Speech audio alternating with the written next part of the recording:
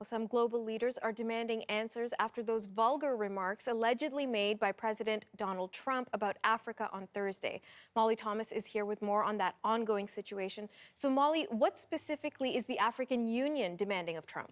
Well, Natasha, they're demanding a few things. But before I get to that, I'll let you know that there was an emergency meeting that the African Union held in light of these alleged statements. That's 55 member states coming together to discuss this. And here's exactly what they want. So take a look at this. A retraction of the comment as well as an apology, not only to the Africans, but also to all the people of African descent around the globe. Now, the envoy for this group went on to call the alleged comments racist and xenophobic.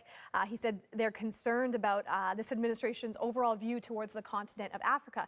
And one AU spokesperson went a step further than that and pointed out that, America is really built on the backs of African slaves, and you can't forget that history. And when you say things like this, it actually is even so much more hurtful. Now, besides official channels, we also wanted to hear from everyday Africans. And so we have a clip here from a Nigerian and a South African on this subject. Well, I think it is not unnatural of American President Donald Trump.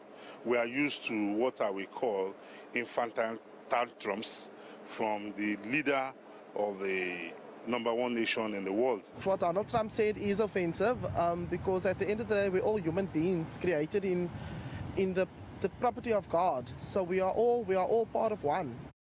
Now, this, keep in mind, is all around the vulgar alleged comments that were made around immigration, of which the president has completely denied ever saying anything, Natasha.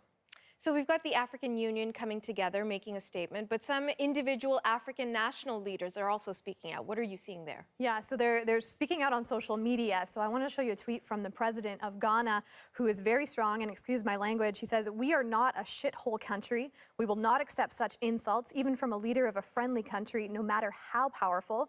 And an opposition lawmaker in that country is even calling for a boycott, where all developing countries actually boycott the U.S. until U.S. President Donald Trump steps down. So that's coming out of Ghana.